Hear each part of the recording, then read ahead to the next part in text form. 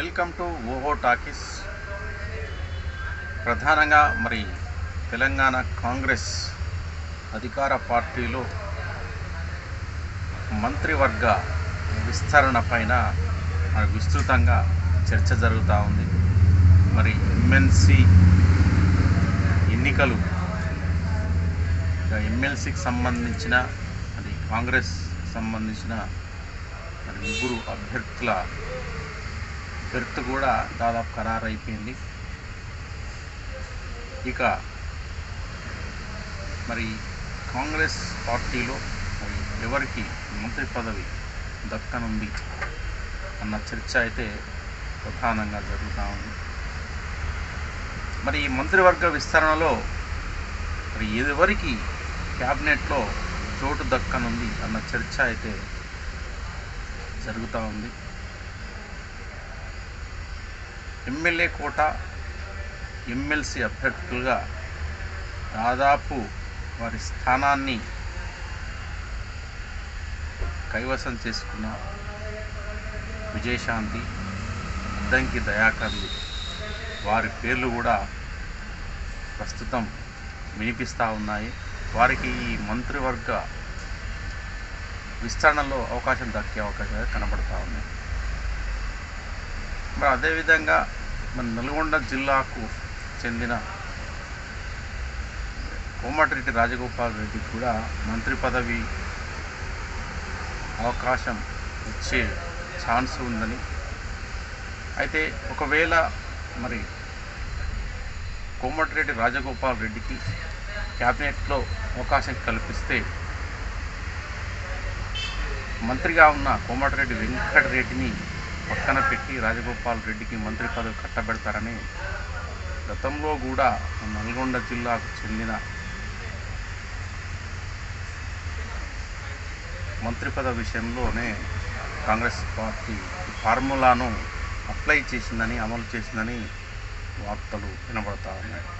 ఇక రంగారెడ్డి జిల్లాకు చెందిన మల్రెడ్డి రంగారెడ్డి, అదేవిధంగా పరిగి ఎమ్మెల్యే రామ్మోహన్ రెడ్డి కూడా మంత్రి పదవులకు పోటీ పడుతున్నారు.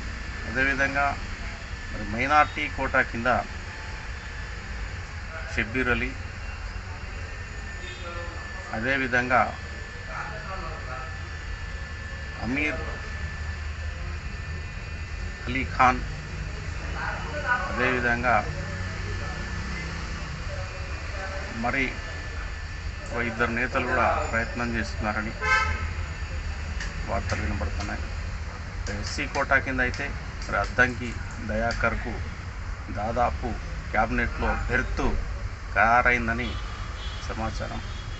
గతంలో కూడా రేవంత్ రెడ్డి అద్దంకి దయాకర్కి హామీ ఇచ్చాడట. అధిష్టానం కూడా అద్దంకి దయాకర్కి మంత్రి పదవి కేటాయించాలని సంకేతాలు ఇవ్వడం జరిగింది. ఇక విజయశాంతికి కూడా క్యాబినెట్ విస్తరణలో తప్పకుండా చోటు దక్కే అవకాశం ఉందని, ఆమెకు హోంశాఖను కేటాయిస్తారని వార్తలు వినపడతా ఉన్నాయి. బీసీ కోట కింద విజయశాంతికి మంత్రి పదవి కట్టబెట్టాలని చెప్పేసి కూడా ఆల్రెడీ ఢిల్లీ పెద్దలు ముఖ్యమంత్రి రేవంత్ రెడ్డితో కూడా సమాలోచనలు జరిపారని వార్తలు వినపడతా ఉన్నాయి. ఇక ఉమ్మడి మహబూబ్ నగర్ జిల్లా నుండి ఎమ్మెల్సీగా ఉన్న వాకిటి శ్రీహరికి ఖచ్చితంగా మంత్రి పదవి దక్కుతుందని, ఎందుకంటే ఇంతకుముందే సీఎం రేవంత్ రెడ్డి ఒక ప్రకటన చేయడం జరిగింది. బీసీ సామాజిక వర్గానికి చెందిన ముదిరాజ్ కులానికి చెందిన వ్యక్తికి మంత్రి పదవి కేటాయిస్తామని చెప్పడం జరిగింది. కాబట్టి వాకిటి శ్రీహరి కూడా ముదిరాజ్ సామాజిక వర్గానికి చెందిన నాయకుడు. అదే కాకుండా కాంగ్రెస్ జాతీయ అధ్యక్షుడు మల్లికార్జున ఖర్గేకి ఆయనకి మంచి సన్నిహిత సంబంధాలు ఉన్నాయట. కాబట్టి ఆయనకే మంత్రి పదవి బీసీ కోట కింద దక్కనుందని చెప్పి సమాచారం వెలువడుతూ ఉంది. అదేవిధంగా ఆదిలాబాద్ జిల్లా నుండి ఇద్దరు నేతలు పోటీ పడుతూ ఉన్నారు. గడ్డం సోదరులు, గడ్డం వినోద్, గడ్డం వివేక్.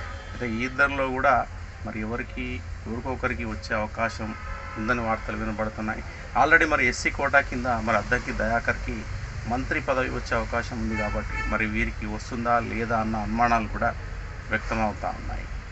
ఇక విజయశాంతికి మంత్రి పదవి కేటాయిస్తే ఆల్రెడీ మంత్రిగా ఉన్న మహిళా నేతకు ఉద్వాసన పలికి విజయశాంతికి మంత్రి పదవి కట్టబెట్టనున్నారని సమాజం. చూడాలి మరి కొన్ని రోజుల్లో ఈ అంశం అధికారికంగా మరి ప్రకటన రానుంది. మరి ఎవరికి మంత్రి పదవి వస్తుంది, ఎవరిని క్యాబినెట్ నుండి మరి ఉద్వాసన పలికే అవకాశం ఉంది అనే అంశాల కోసం మనం అయితే ఎదురు చూడాలి.